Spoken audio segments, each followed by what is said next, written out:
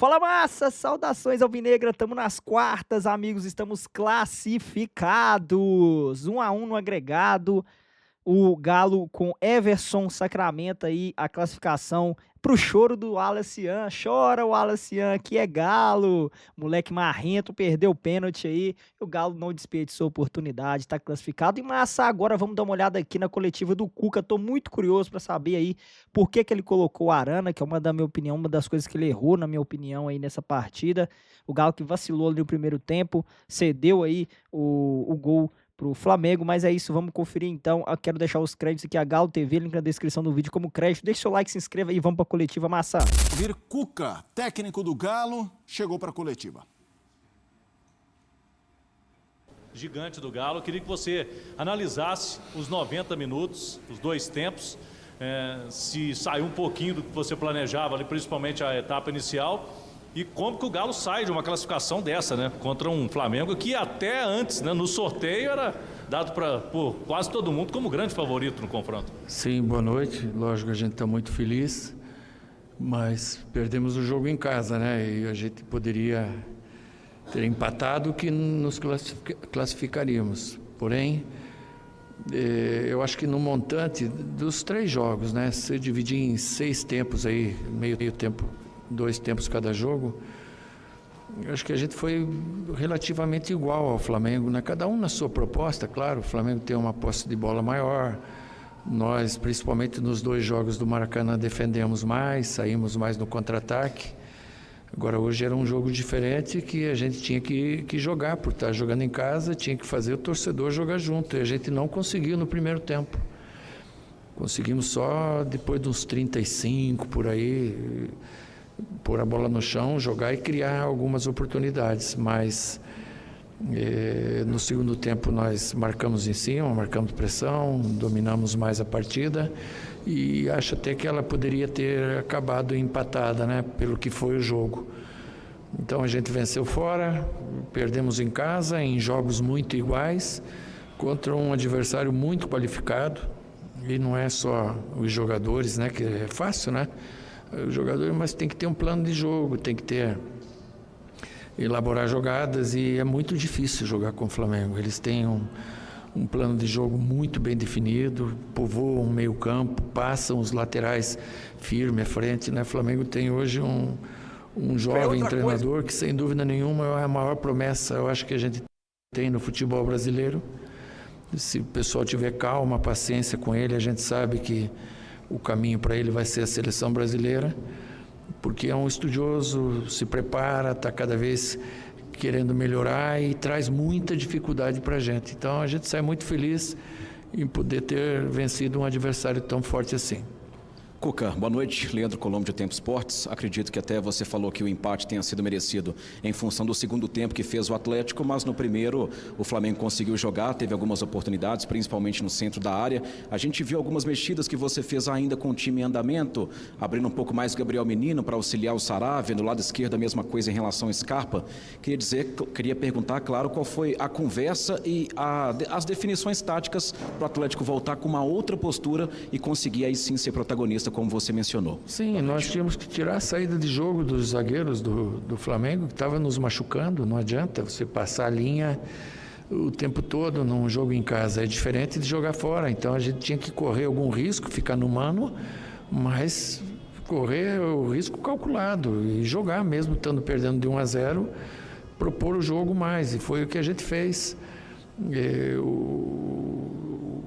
O Renzo, o Saravia, ele era para ter ficado até fora do jogo hoje, tomou uma injeção de manhã, outra à tarde, para estar à disposição. A gente não pode abrir mão de um jogador da posição, porque a gente sabia que podia o jogo pedir um jogador como ele, com a experiência que ele tinha, e foi o que aconteceu. Então ele entrou no sacrifício e também foi muito importante para nós no aspecto defensivo, deu uma equilibrada maior na equipe.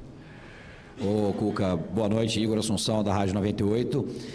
Queria que você falasse um pouquinho o quanto uma classificação dessa, da forma como aconteceu, ela engrandece esse grupo de jogadores do Atlético, que em muitos momentos foi até ridicularizado, alvo de desconfiança por parte de comentaristas, até da torcida. Queria que você falasse o quanto engrandece e o quanto que você acha que isso vai ajudar também o torcedor a apoiar de fato esse time do Atlético nessa sequência importante para a temporada. Não, eu achei bacana. Hoje a torcida gritou o nome do Scarpa, gritou o nome do Rony, do Igor, sabe, já perdoou o que aconteceu, nós... E tudo que Deus faz é bom, o que houve ali atrás foi uma coisa boa. Hoje está tudo em ordem, tudo tranquilo, né? A gente de um limão fez uma limonada boa e hoje pudemos colher um pouquinho desse fruto plantado, né? É difícil, muito difícil passar pela turbulência que a gente passou. São 3 Flamengos, um Palmeiras fora, um Bahia fora. Sul-Americana é muito complicado, os mata-matas, e a gente está passando, né? Está passando aí com resiliência, cada jogo uma história, e a gente sai cada vez mais fortalecido, mas pé no chão, né? E os domingos confirmam as quartas-feiras e assim vai indo, né? Então domingo tem o Vasco lá, a gente tem que nos preparar para fazer outro grande jogo. Já quarta tem outro mata-mata aqui com o Godoy Cruz, aí domingo o Grêmio, a volta lá com o Godoy, então está preparado para esses jogos difíceis aí de 3 em 3 dias. Cuca, Eduardo Guerra do Hoje Tem Galo. Eu queria que você explicasse o porquê de entrar com o Arana, que vinha parado, né, de lesão, e o Scarpa vinha naquele esquema que você criou de 3 zagueiros, o Scarpa na lateral ali fazendo ala, estava jogando muito bem. Qual era o seu objetivo com essa mudança de entrar com o Arana e não com o Scarpa, que vinha dando certo e no segundo tempo até melhorou o time, na minha opinião? O que é o seu objetivo? Mas não tenha dúvida, eu estou ali o dia todo, né? Lógico que eu não vou discutir com vocês a opinião, eu respeito muito, mas eu estou ali o dia todo, eu tenho por obrigação de entender o que é melhor para nós. E com o Arana a gente fica mais fortalecido, é um jogador da posição, é um jogador que vai te dar o que um lateral dá, não é um improviso, né? E você tendo esse tipo de jogador a nível seleção 100% como ele estava, você tem que utilizá-lo até onde ele aguentar. E foi o que nós fizemos, já com o plano B, sabendo que quando ele saísse a gente tinha um Scarpa para baixar, como a gente tem feito nos outros jogos, né? Então está dentro do processo, porque se eu começo com o Scarpa e depois ponho o Arana, a gente não tem a certeza que ele vai se adaptar ao jogo. O jogador entrando desde o primeiro minuto, a adaptação dele é mais fácil, né? Foi o que a gente pensou com o Arana. Ele é muito importante para nós, pode ter certeza.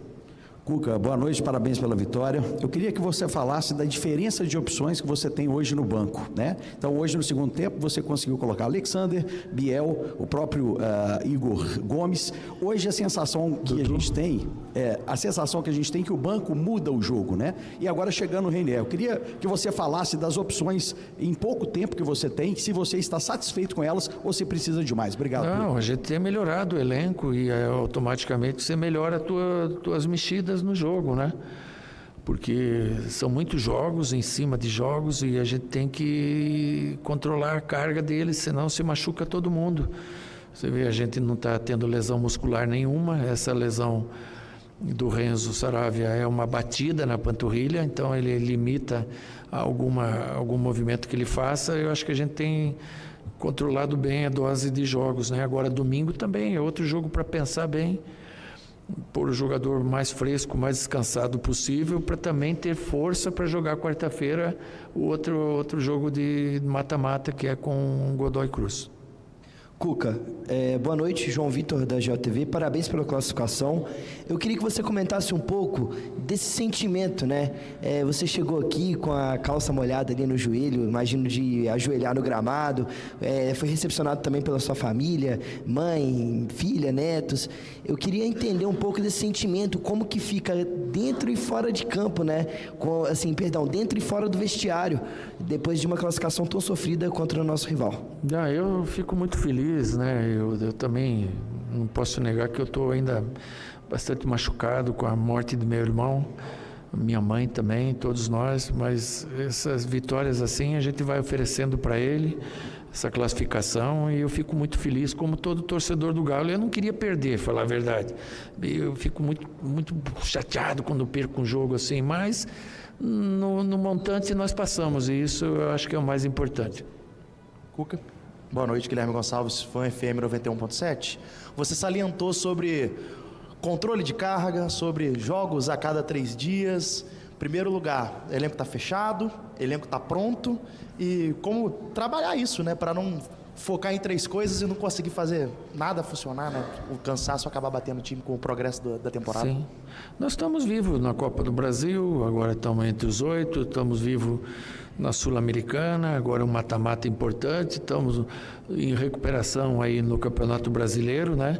Temos 2 jogos atrasados, com Fortaleza e Sport em casa, que a gente pode de repente ter 2 vitórias, cada jogo é uma história, mas a gente pode ter.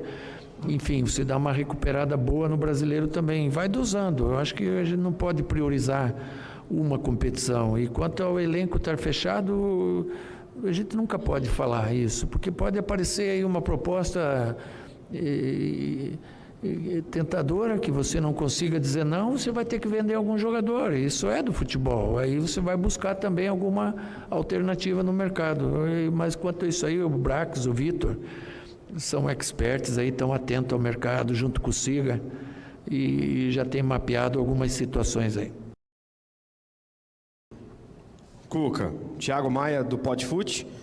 Primeiro gostaria de saber de você se você entende que quando você faz uma linha de 3, seja com Saravia ou o Franco baixando, o Atlético ganha mais força ofensiva.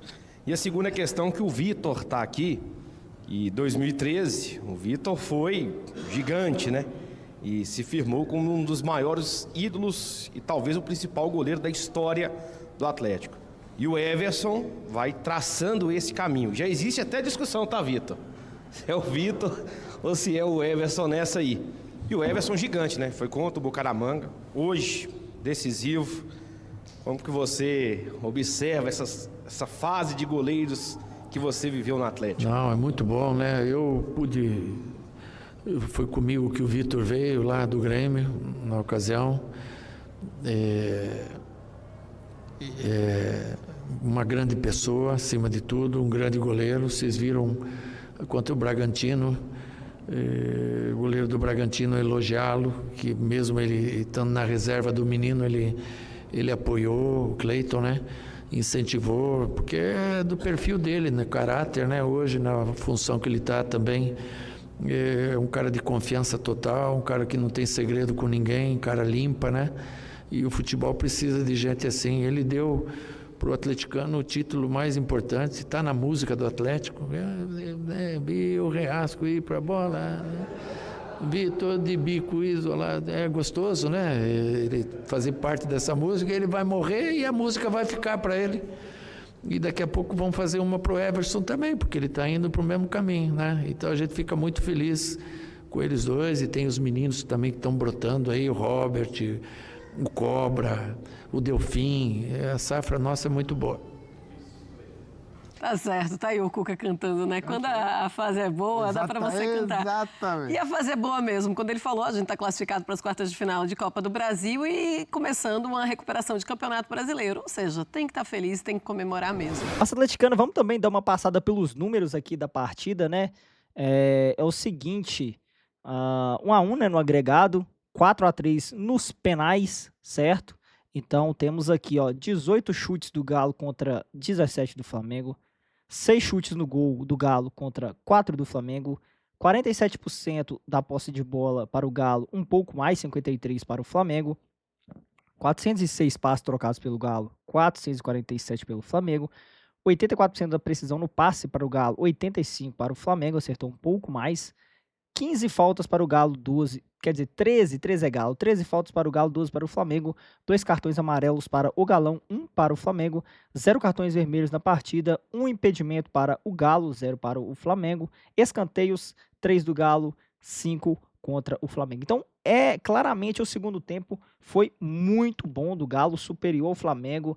O Galo, pelo que fez, cara, no Maracanã, pelo segundo tempo que jogou essa partida, pelo Everson brilhar, assim, mereceu demais passar, na minha opinião, né? O Galo aí que, surpreendente, passou no sufoco, não precisava de tanto sufoco assim, mas galera, aquilo, né? Essa máxima, quando essa máxima acabar, se não for sofrido não é Galo, massa, que isso, que apreensão até o último minuto ali, cara, eu suei demais. Tá fazendo frio, mas eu tô todo suado, galera, de nervoso, porque o Galão faz isso com a gente, né? Aqui, ó, aqui é Galo, vamos para as quartas, massa, estamos classificados. Comenta o que você achou da partida aí, deixa o seu like antes de sair do vídeo. Eu vou ficando por aqui. E aqui é Galo, chupa Flamengo. Galo!